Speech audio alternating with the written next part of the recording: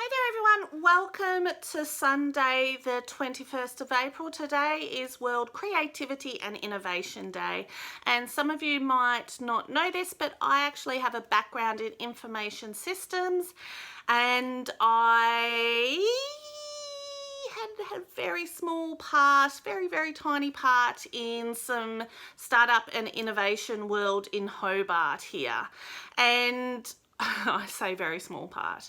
So I do know a little bit about it, and I've got some stories to tell you about some of my favourite stories about very well-known innovation companies or technology companies. Now, the reason why I use innovation and startup is because they've really shaped the world we live in today using technology. And why does startup have to have technology? Well, it doesn't, but it's very hard to be a startup without technology, because a startup's about replicating processes and systems an infinite amount of times and repetitively. And because humans and objects have a capacity of space or time, we can't replicate things as fast as technology does. So that's why technology is used a lot in creativity and innovation. So let's go ahead. I'm going to, as I said, I've got some stories and some of my favorite stories of innovation startups, and they're pretty well known. And what I'm going to do is something that is technology, is an app badge, and I'm going to do them in polymer clay while I tell you some of the stories. Alrighty, let's get to it. Oh, by the way, I have already kind of started getting the colours and the shapes and everything's a bit sorted, just to move things along a little bit quicker, but you'll be fine. You still get the video. Alrighty, let's get started. Let's get started. Let's get started. How about we get started? Hey there, well, I've started my little badges, and I wonder if you can tell by them what they are. This one is not Twitter, aka whatever it's called now, or Skype, but I will show you later. And I've gone from chronological order. So this one here is one of the first ones. And can you guess what they are before I start? Alrighty, let's get started. We're starting with this one here, and we're using red. So can you tell me which one it is? 3, 2, 1. It is actually Netflix. So Netflix started around when the Blockbuster era was around, and Netflix was very much that it would mail you movies. It would mail you movies that you ordered. Now, I remember back then, and I was never really that into it. And the reason as to why is I didn't want to pay for the movies and wait for the next couple of days. But they started it, and when the Wi-Fi became a little bit more of common, they actually did what you would call, or what Ross from Friends would call, and that would be pivot. And so they pivoted to a streaming service that we all know today, and sort of started the streaming service genre off, I believe, and hence they became Netflix. So this was about in the early noughties, and it has been widely successful, and unfortunately Blockbuster Video is not so much. So when I was talking about startups and using technology, because bricks and mortar or people and physical tangible objects all have a capacity that they can't exceed. You know, you go to your favorite video store and they don't have the video that you want, whereas Netflix, anyone can download any of their things at any time. So that's why Netflix has been what we'd call turned into a startup, or turned into a technology basis. And we all use our streaming services now. Well, I would assume a lot of us do. So the first one we had was Netflix. Then you've got this one here. Does anyone know what this one is? This one is using white.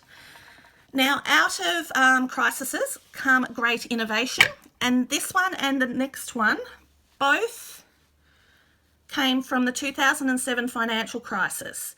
So this came when a guy had his apartment and he couldn't pay rent, and so he either rented out or created a system where you could rent rooms on a cheaper basis, and that is where Airbnb came from. So a lot of these technologies have made us a lot more passive. We'd rather talk to a customer service officer on our phone than we would on the telephone. So this one's going to be a little bit tricky because I've got to get a really thin bit of white clay to do the Airbnb logo. But it's interesting how out of the financial crisis this sort of came about. And one thing that's really interesting about the two that I'm going to do is how they keep people accountable. And one of those things is that they, and trying really hard, is through ratings. So Airbnb, you get rated for your how good your place is or how nice you've been and so on. So then I'm going to just fix this up. Give me a second. Oh, I don't want to. Oh, there we go. Let's try and remove this white from here. So I always find that very interesting that out of crisis has become, you know, the necessity is the invention. Some quote like that. The necessity is start of all invention. The invention is born out of necessity. I think it's something like that. So we have our Airbnb, and I just want to get rid of some of the white bits, sort of tidy it up a bit.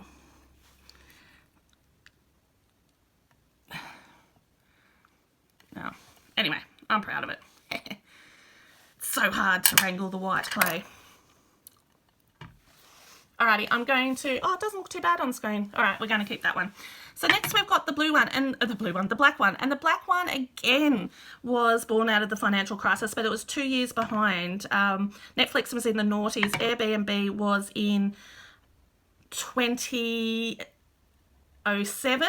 And this one here, the black one with the white ride sharing app, which you all know to be Uber, is out of 2009, I believe.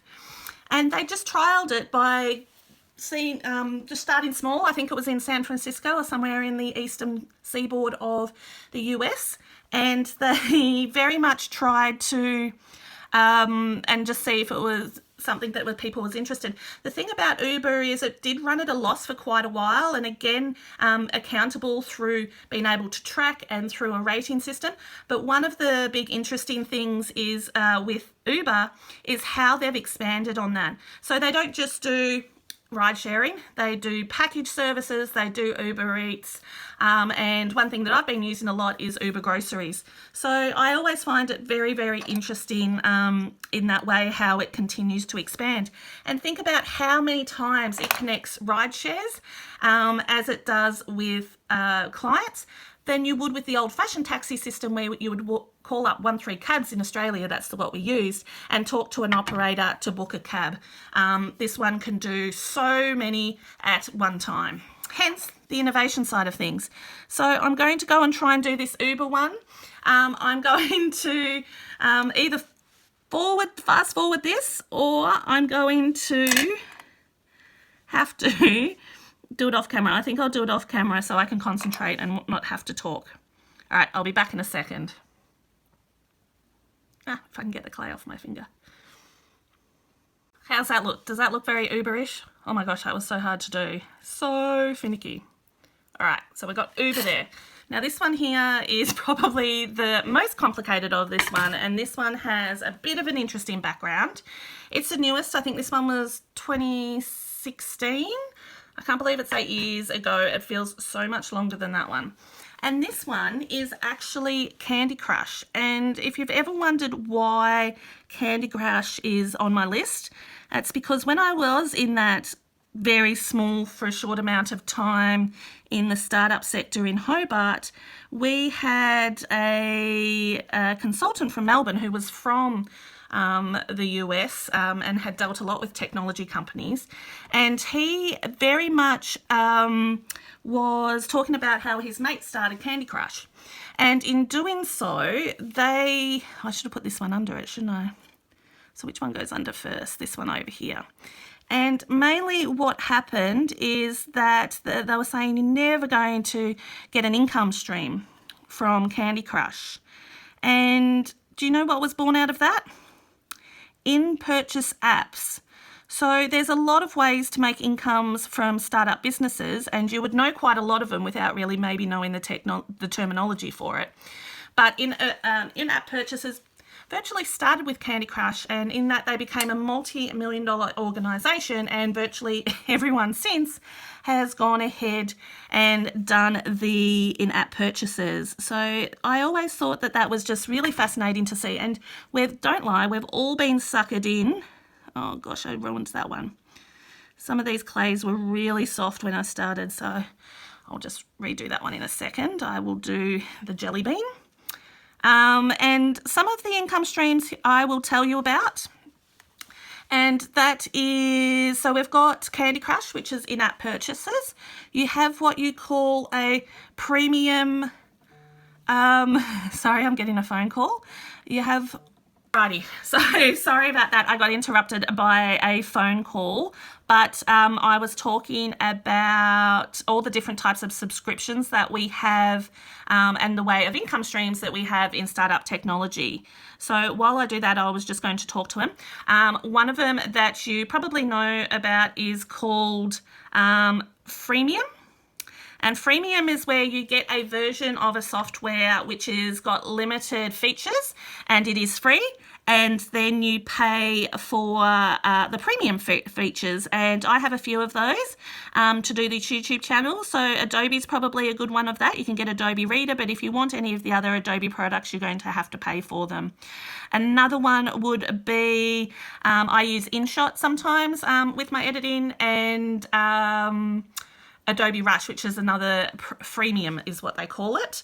One of them is called, what do we have next? Oh, so I've just done the little jelly beans, and let's add the little coloured spots for the Candy Crush while I think of them. There's the ones that you'd have like Facebook, where it is a platform that is free. However, your data and your access to you is sold to external companies. So that's kind of a very, very interesting one. And then I did 3 of each, but I can barely get 1 of them each. There we go. Do that, and then we're going to do this. And hopefully I can get him out easy peasy. There is get away the middleman, in-app purchases, a flat-out fee.